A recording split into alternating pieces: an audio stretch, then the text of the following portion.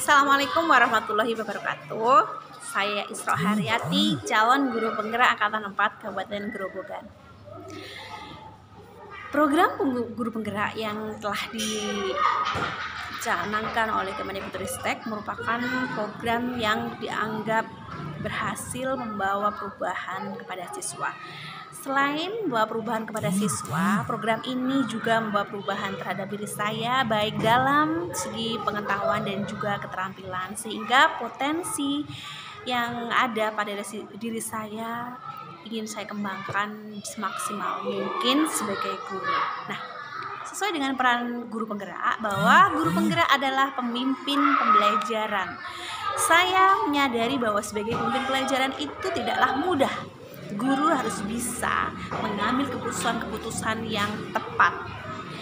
Nah, setelah mempelajari modul 3.1 ini, saya jadi mengetahui banyak hal bahwa sebagai guru untuk mengambil keputusan itu harus bisa untuk dirinya sendiri, untuk siswa, baik nanti di masyarakat, dan untuk sekolahnya. Nah, maksudnya untuk kepentingan pribadinya juga kepentingan umum. Nah, setelah mempelajari modul 3.1, saya mendapatkan bahwa untuk mengambil keputusan perlu diuji. Keputusan yang efektif itu dengan membedakan kasus dan situasi yang tepat. Dengan dilema etika, dipengaruhi dengan dilema etika dan rujukan moral. Nah, dua hal tersebut adalah landasan penting atau dasar penting bagi saya untuk terus berlatih mengembangkan kemampuan dan keterampilan saya dalam mengambil keputusan yang baik untuk semuanya.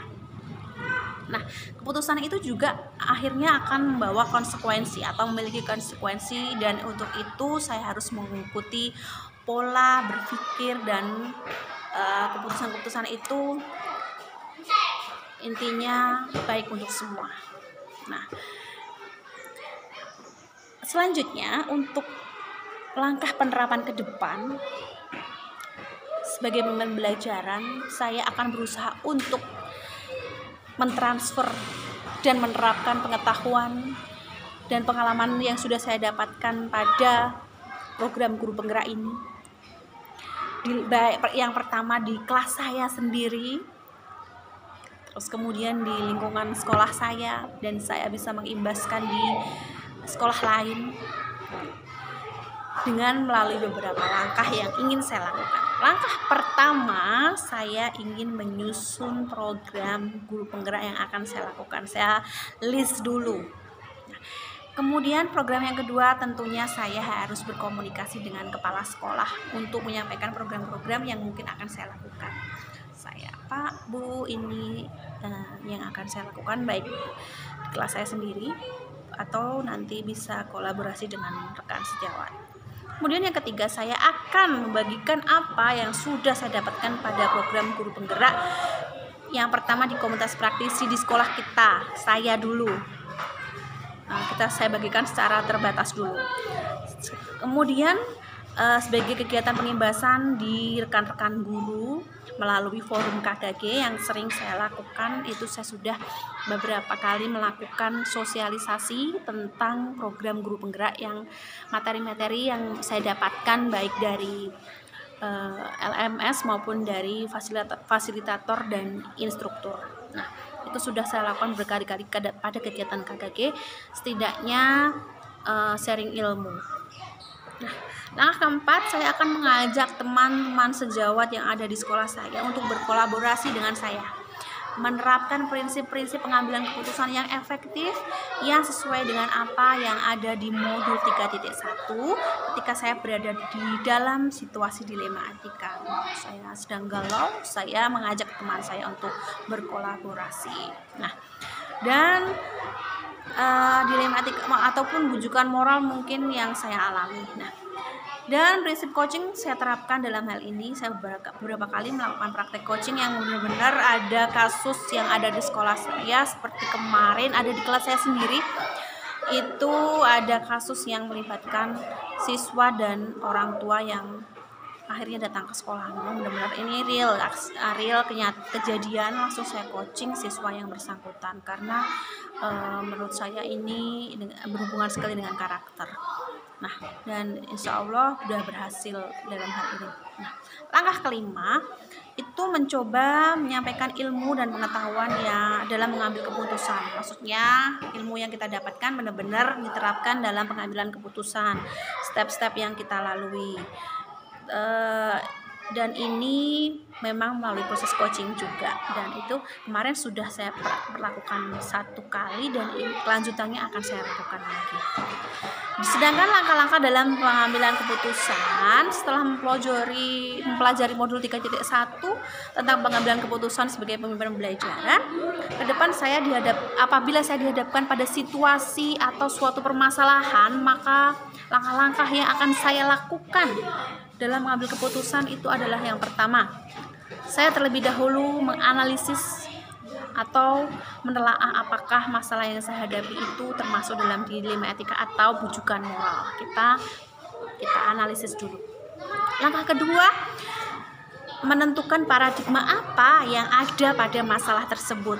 Secara umum ada pola atau model atau paradigma yang terjadi pada situasi dilematika yang bisa dikategorikan sebagai satu ya, ada yang individu versus community atau individu lawan masyarakat. Ada 2. Yang kedua adalah rasa keadilan lawan rasa kasihan atau justice versus mercy.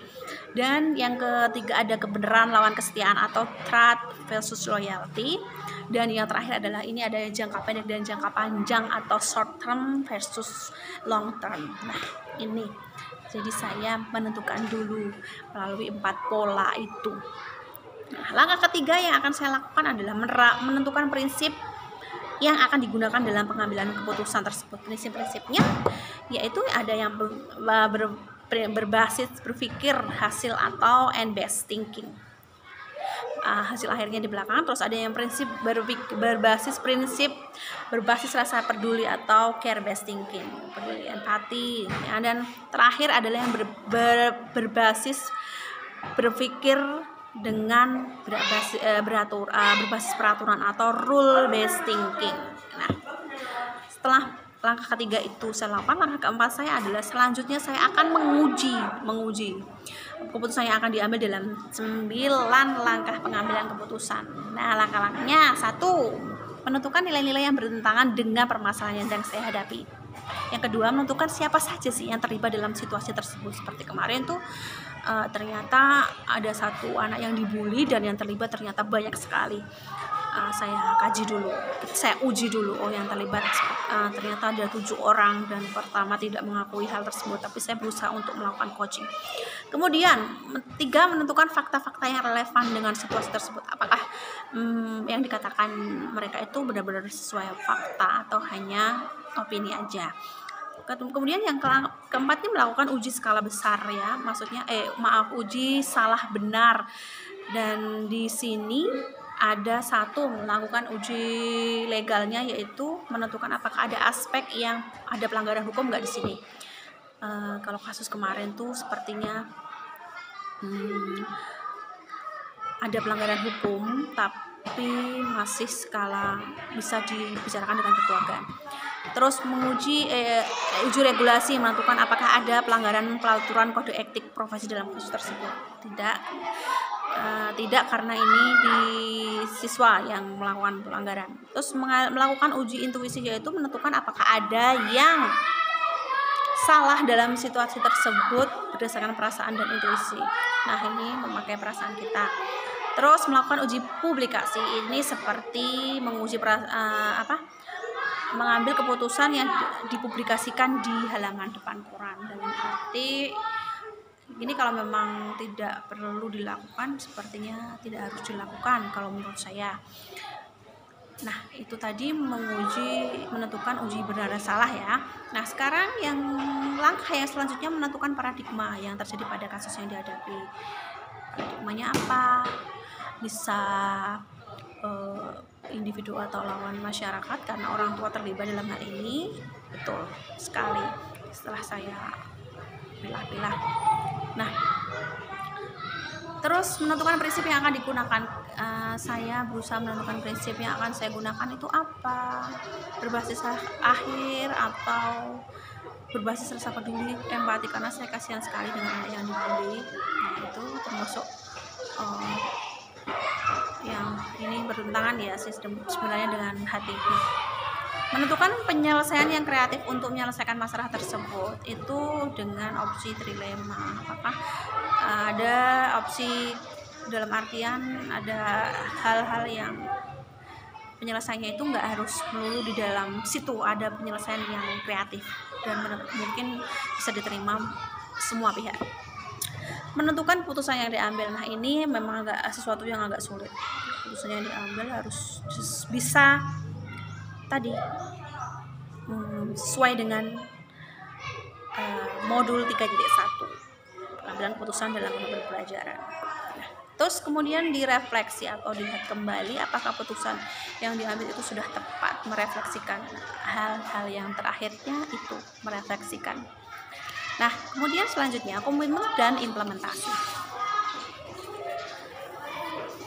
Untuk menerapkan pengetahuan yang berharga sekali yang saya ambil dari modul 3.1 tadi, untuk pengambilan keputusan mulai besok pagi saya akan lebih tetap melakukan rutinitas mengajar, namun saya akan mulai, karena ini sudah mulai tatap mukanya full ya, memberikan materi pengambilan keputusan ini melalui grup WA sekolah agar rekan-rekan sejawat saya tahu, dan ini pengimbasan, termasuk pengimbasan agar tahu bahwa pengambilan keputusan itu harus sesuai dengan tadi